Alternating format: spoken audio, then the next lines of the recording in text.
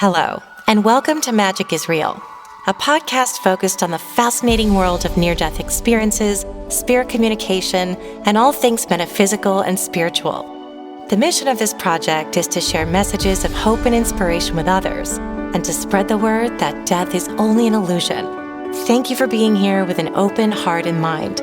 I wish you peace, light, and love always.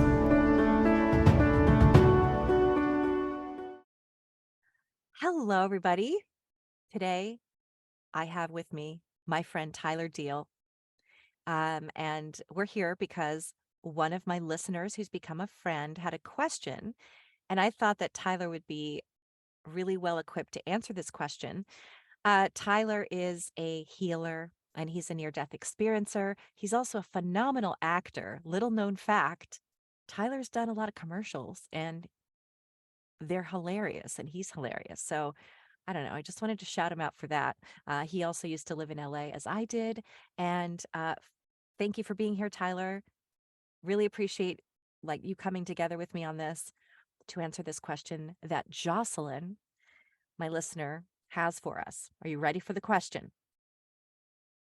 Ready. Excellent. Okay. And I chose Tyler. He's a good friend. We have this great connection and rapport. And I just thought it would be fun for us to discuss this question. So, um, Jocelyn asks, based on your mediumship experience and any research you've done, do you think we maintain our individuality when we cross over, or do we merge with Source? I've read hundreds of NDEs and spirit communications, and I feel like most of them say we're still individuals, but connected to a larger whole. But then there's some, always NDEers, never spirit communicators, I think she meant, that say we just merge. Um, this causes me a lot of anxiety because I feel like merging into oneness is the same as going extinct, same as nothing happening after death. I also don't really know how merging would make mediumship make sense because when spirits come to you, they're clearly still individual. So I'm just going to have Tyler launch right in with his thoughts about it, and then we're going to discuss amongst ourselves. Okay. So maybe I don't know if this would be helpful. Maybe start with kind of break down the question a little bit, Yes, and that way. yes, So start with the first part, and then yes. that will be easier. I think. Absolutely. Yeah. Absolutely. And the first part of that question was about, do we maintain our our individuality when we cross over, or do we merge with Source? Okay. So this will be based on my own experience. I'm not a heavy duty researcher. So when I had my NDE, it was the experience was of familiarity with who I was. And when I say who I was, it was not the personality that I have here on earth, not the all the beliefs, not the traumas that I was going through, the depression I was going through. It was more so just this openness and this feeling of, oh yeah, I know who I really am. And I can't say that I was, even though there was a feeling of oneness or connection with the nature around me, I can't say that I was totally becoming that nature, or that I was merging completely with it. So I feel in a sense, excuse me, I feel in a sense in my experience and kind of what I've heard from other people too, is that there is an individuality, but it's not so much. It's it's a it's a it's an individuality that's based on maybe the soul. I mean, I'm just using words, but maybe our spirit, maybe the one who we know is, already connected. So, but if we're already completely merging with source, I don't see how that would necessarily be, and this is my opinion, beneficial in our development, because I believe even as spirit, even when we leave these bodies, we still have learning to do. We still have learning to do on the other side, and so that individuality, I think, is maintained. And when I say individuality, I mean the soul or the spirit of who we really are. And there was a long time ago, Shannon, I read this book where it was like this pamphlet from the Kelonic science materials, and they break down science and spirituality very in a lot of detail, very coherently. and they taught it's called the it was called this, I don't know if you can still find it, but it's called the tangible structure of the soul. So it actually shows you that the different levels that you go through. Um, from here you go to a soul, and then you have an oversoul, and then you have an avatar, supposedly an avatar, and the avatar is the last level of our what we consider individuality with physical existence. And then beyond that, there's something called the rishi, and even the ancient Upanishads, the ancient texts talk about the rishi self, which is actually a sun. So we become the sun. So I do believe that there are different levels of learning, just like we have learning here on Earth. That when we go beyond that, we have, it's almost like once we reach a certain level, or we reach a certain level in our being, then we move further, closer and closer to source. Now, that's that words are hard, because I believe that source is in everything and everywhere all the time. However, I do believe that we do have lessons to learn here on the planet, and then we do have lessons to learn whatever dimension or whatever reality we go to. And just without going too far out there, yeah, my belief system is that we still have an individual self in our experience when we leave this body. And I think that can happen also simultaneously. We still feel this, we feel more and more of this connection with the divine that moves through us as we go through this learning. So I don't know if that is helpful, but that's kind of my take on it. Yeah. And I'll say, I'm glad I asked you that question because you do have knowledge from also just what you've read and studied, in addition to having experienced the feeling. And of course, everybody experiences the feeling differently by their own perceptions, I would say.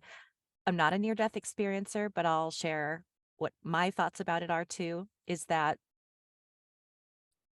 as I was listening, my brain almost started to explode because it was that feeling I get when I think about how the universe is always expanding, and it's just infinite. My head was like, wait, wait, wait. I have so many thoughts.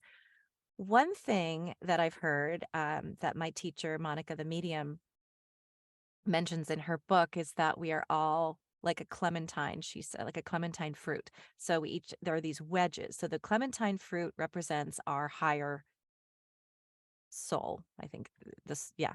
And then it can branch off into different pieces. So each little wedge of the clementine sort of breaks off, and those are different parts of our soul.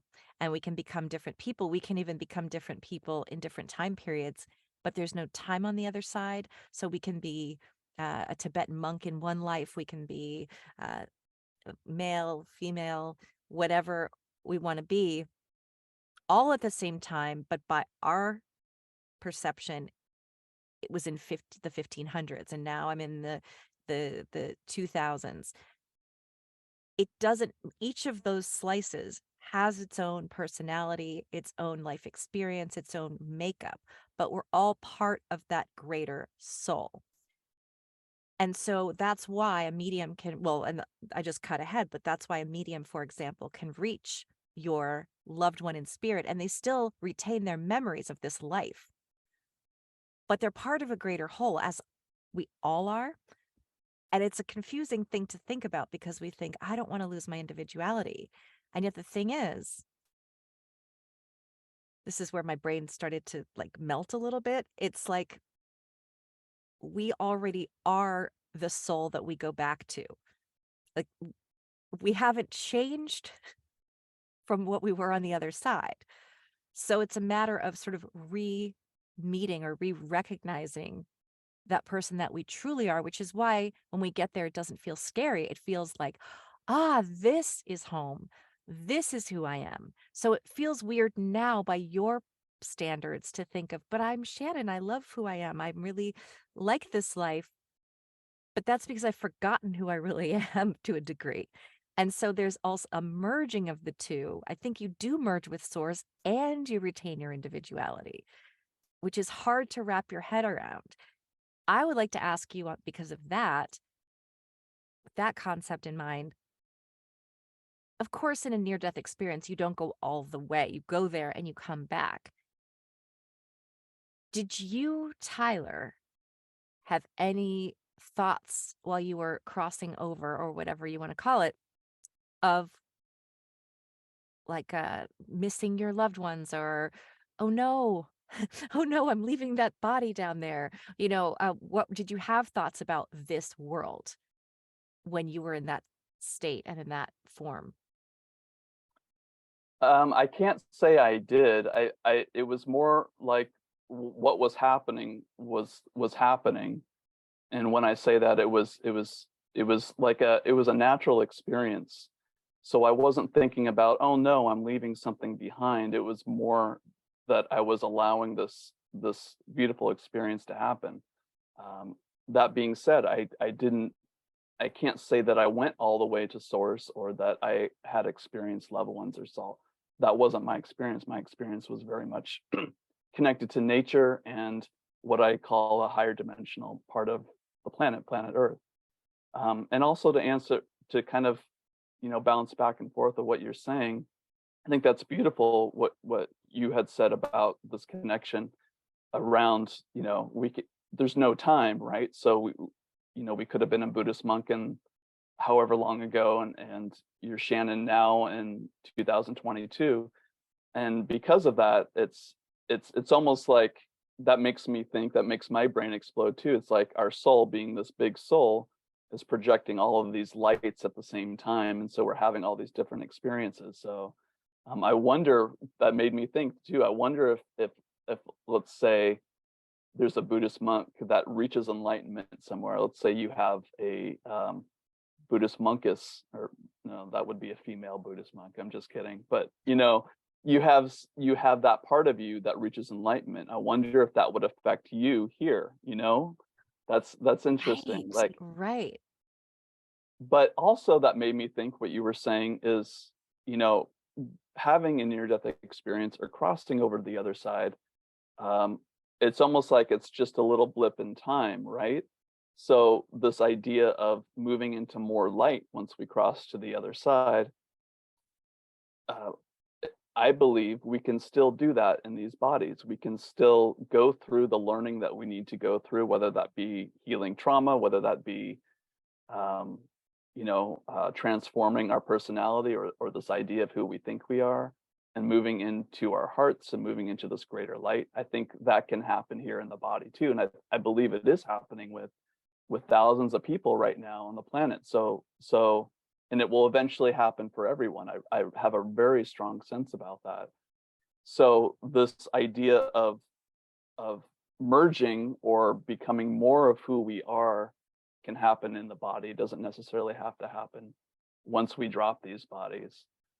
And I believe that the body was also originally designed to go on forever. So you see this the history of the masters such as Jesus and Buddha, how they were able to achieve enlightenment, or this idea of bringing more light into the body, um, while they were here in the body. So that merging to a certain extent may be able to happen right here, in Shannon's body and my body and Jocelyn's body and anybody, that wants that.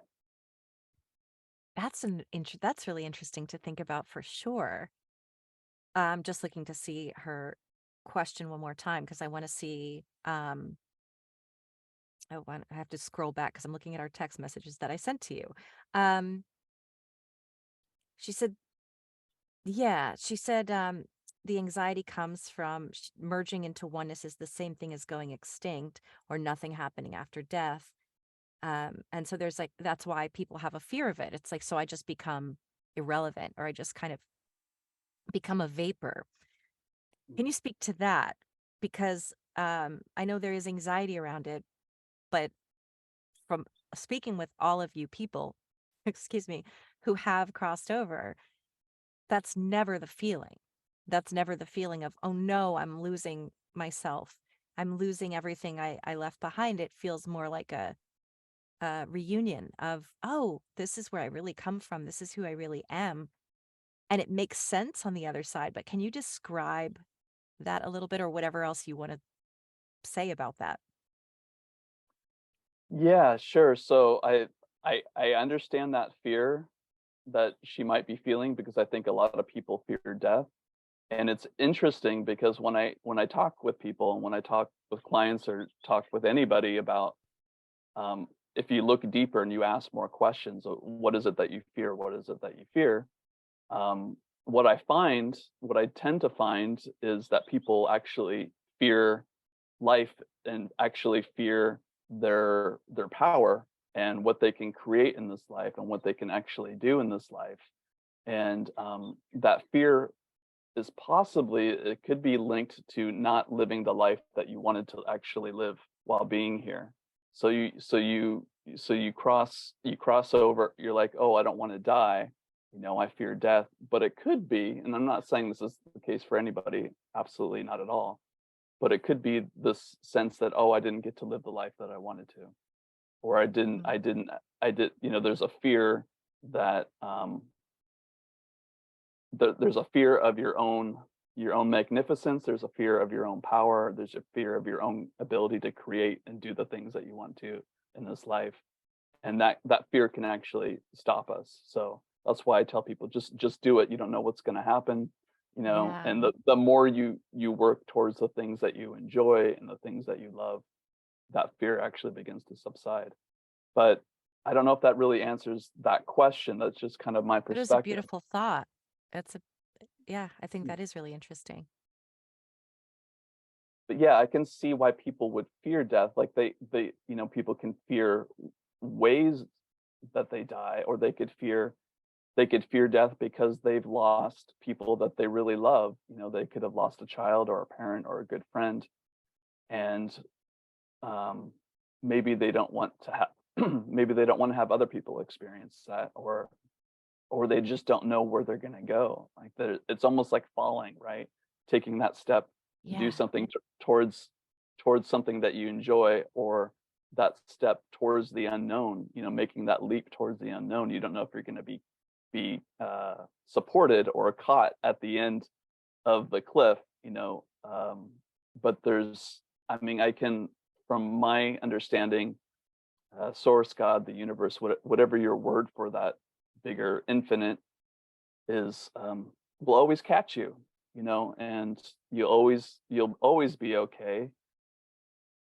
I just believe that fear, um, and I can understand why people go through it, but it's like looking at that fear, and questioning, what is it that I really fear? Am I fearing death, or am I um, fearing being everything that I can be in this life of mine?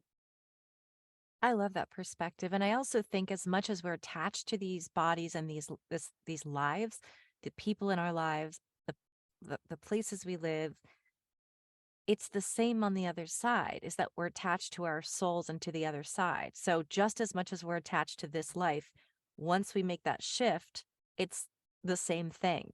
So except that one we get to hold on to forever and ever and ever for eternity. It's hard to imagine it because we have all of these. I keep getting spirit chills as I'm saying that. But I keep getting yeah, spirit just kind of like wanted to like come in just now and I think validate that is home. This is our home now. It feels like, but I don't want to leave. I don't want to miss my people. And I also have heard near death experiencers who do, for instance, have children and who've maybe been over there for a little longer say that yes, they thought of their children. But it wasn't a missing because they don't miss them. I mean, and as a medium, my feeling too is people say, does he miss me? Well, no. Or, I've actually heard mediums say he misses you. I'm like, I personally don't believe that's true. You miss them. They don't miss you because they're already with you all the time. And they're with you in an even greater capacity than they were in this body. They can merge with your soul. They have more freedom to join you and to connect with you than they ever did. So I don't personally think that the word missing is, oh, the Hawaiian sun is right in your eyeballs. Uh, And I'm just gonna pull the shade down. It's okay. yeah. But I think, but I think that, I think that's, oh my God, look what just, now it got all, seriously, it came Keep up that talking. fast? Look at that. That's insane. That is crazy. Well, I don't think that spirits miss us because I think they're right here with us. They're in perfect bliss and peace. We're the ones that miss them. We miss walking by our side through this life. The good news is we will be reunited in the same form again, and we'll understand it when we get there. So, I get it because I love my life, and I don't want it to end. And there's no fear about what's going to happen when I get there, but there is a little bit of that, like you said, just like bungee jumping. You're like, I want to do this. Wait, hold on. Okay, I know it's gonna be fun. I don't know if bungee jumping's fun. I'm not gonna ever do it, but, you're like, you're just standing at the edge. You're like, "I just have to jump." And once you jump, it'll be great, but there's that moment of terror right beforehand where you're letting go and trusting, and that is the hardest thing to do.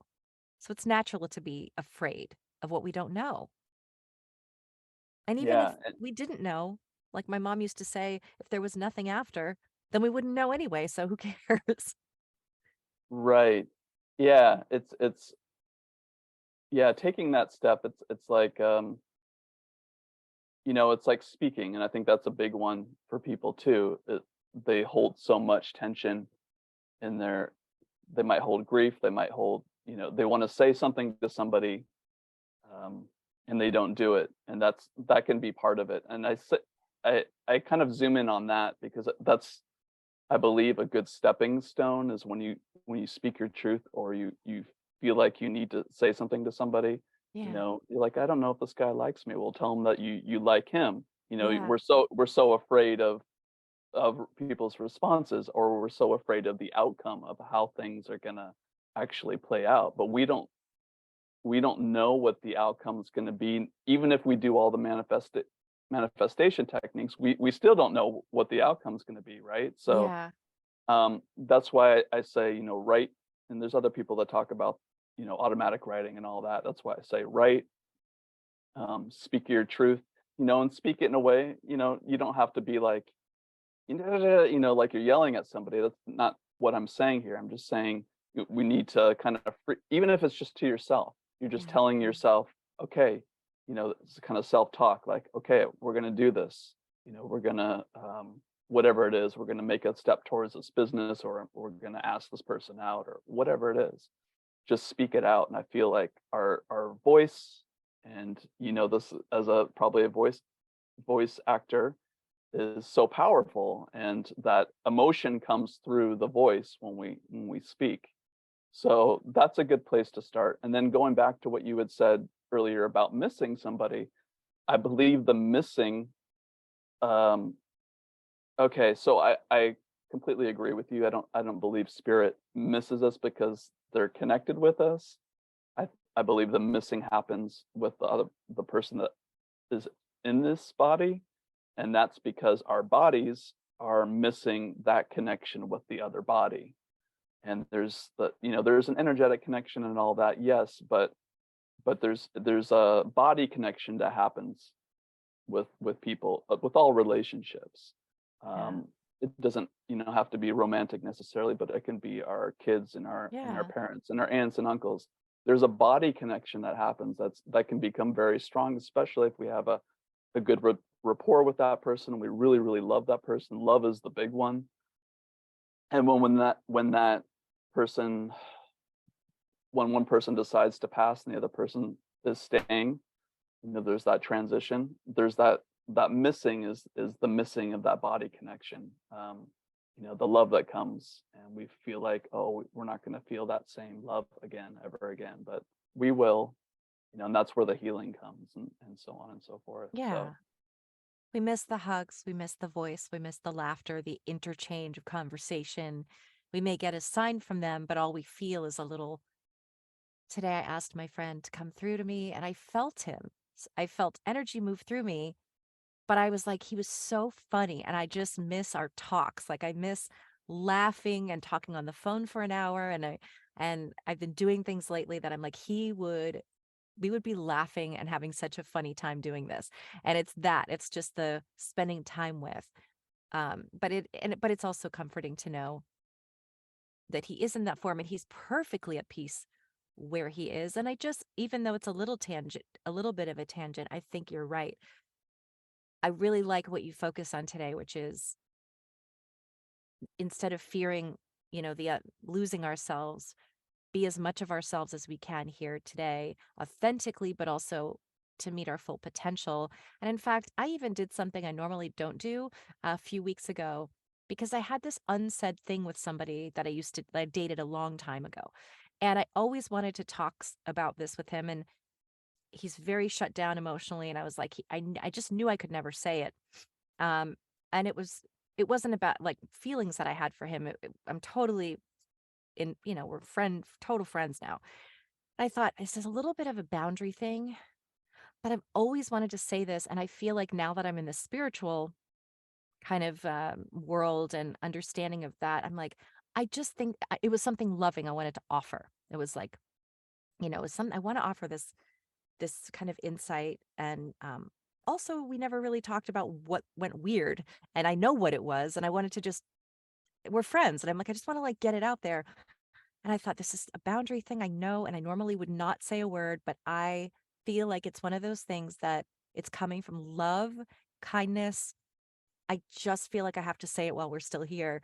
And I left a voice memo, and I just said, I know that this is going to make you uncomfortable because he's got that avoidant attachment kind of thing. And I said, you don't have to say a word. You don't have to say anything about it. It's just something I feel is important for me to say to you. Um, and I was like, please, hope we're still friends. I just wanted to put it out there. And it was that. It was like, I just want to show love. Like, no matter what, I want to show love. And that's more important than my ego or, oh God, what if this is embarrassing or what is he going to think? I was like, I honestly don't care if he never talks to me again. I'd rather just say the loving thing. And when we're on the other side, I'm sure will be like, "Ah, I get it. I see what your role was." And, so I'm not saying cross any boundaries or say anything like you said, not, not necessarily anger, but if it comes from love and it's kind and it's non-judgmental, I think just say it. Just be authentic and just say it. Because it helps connect us more to open our hearts and our souls. And like you said, be present here. Be present here, focus on the now, and trust that when your time comes, you will still be you. And it'll all make sense. You're not going to miss the person you were. You're just, in that sense, merging all parts of yourself. It's not a loss. It's actually you've not only gained you, but you're also gaining this other part of yourself and all the other parts of yourself that you may not have met yet. Yeah, and we just we just don't know because you've heard all these NDEs, right? And everybody has a completely different experience, even though there might be some similarities in the language and and I saw a light or went through a tunnel or whatever it was. Still, everybody's going to have a very different experience. So we just don't know, and it's okay not to know. It's just it's telling yourself that it's okay not to know, or the having coming to peace with the unknown in general. And I think that's where the magic happens. That's where the magic becomes real. Yeah. Is when we it's almost like retraining our brain in a sense to be okay with the unknown moment to moment. We see all these things happening in the world that look horrific right now. We can tell ourselves a different story, and for my story or is that I see the collapsing of structures that no longer serve the way that is for the best interest of everybody. And that's beautiful because that makes space for a huge amount of light to come in and for the world to change. Um, and then back to what you had said about speaking. Yeah, I mean, in a way, it's selfish, but it's selfish in a good way because it helps us express ourselves, even if we were to not necessarily leave a voicemail like you did, but just to talk it out as if that person was right in front of us, just to be able to talk it out. They can still hear us, or their Mhm. subconscious, their spirit can still hear us. Um, but yeah, it's interesting that you mentioned that you call this person, because it's and that we were talking about this idea of the voice and speaking it out, even writing it out, because that's still a form of expression. Your voice still actually gets activated, even though you're silent and you start writing. Your voice still gets activated, which is, I think, is incredible. Yeah. So yeah, I that's in a way that's selfish in a good way. You're doing Mhm. it, and you're not doing it for them. You're doing it for you, and that's what I mean. However they take it is, like you said, as long as you're authentic and you're coming from a good place. I've definitely have had times when I've spoken out or written things that weren't authentic. They were more in reactionary towards stuff that I do regret. Um, but we just kind of have to let that go and be easy on ourselves and move forward and be as true to ourselves as we can when it comes to. Yeah, I think that's beautiful. I left space for this to go wherever it wanted to go, and I think that went to a really beautiful place. Yeah, so I think that, the long and the short of it is something my mom also said to me is about when I was younger and I had all these questions. Like, but if we die and we go to this, how does that work? And she said it's something that she said, I don't know the answers to it, but it's something that we can't fit into our paradigm here. So there's no explaining it by our own standards. She said, you just have to know that it's working in this way that we can't understand. But I don't know what she said exactly because I was very young, but I do remember her saying that it isn't, we just don't have the words, we don't have the experience to understand it, but it makes sense on the other side. And I really appreciated that because it's true. I sometimes go, but how? I used to ask that too. How can a medium contact grandma if grandma reincarnates? Then is she gone? No, she's still there. But a part of her is having another experience. And that's hard. We can't, that's impossible. We can't understand that. I didn't believe in reincarnation. I do now fully. But it seems very hard to imagine. And so I think it is really interesting to think about. It's interesting to talk about. And it doesn't mean that I don't still wake up at 3 a.m. sometimes going, oh my God, I'm going to die. Like, this isn't it. Like, I, I have those moments of panic of I'm slowly aging and falling apart and then I'm just going to die. And then it can also make us feel like, what are we doing here? What is all this for? But I think that's what makes life so poignant. I think that's why we do get emotional about things. That's why we do love so hard. That's why we do our hearts break because we know it's all tenuous and it's not permanent. There's always underneath the life we're living is always this knowledge that we all are going to die. And if we didn't have that, we'd lose so much of what's beautiful about our connections and about the world and about how we appreciate things and how we have these memories that mean so much and nostalgia and all of it. If we were infinite and we lived forever, first of all, ugh, exhausting. But second of all, like you wouldn't notice these small things like look at the little bird on my windowsill or just like these little moments that we know are fleeting. And that's what makes it so beautiful. Final thoughts, Yeah. Tyler Dean. No, yeah, absolutely. And I think, even whatever that fear is, that's natural too. And I think that's, we can't dismiss that as something that's part of the experience, the beautiful experience. And um it's okay to fear death. I'm not saying not to at all. That's perfectly part of being human, I think, and being in these bodies.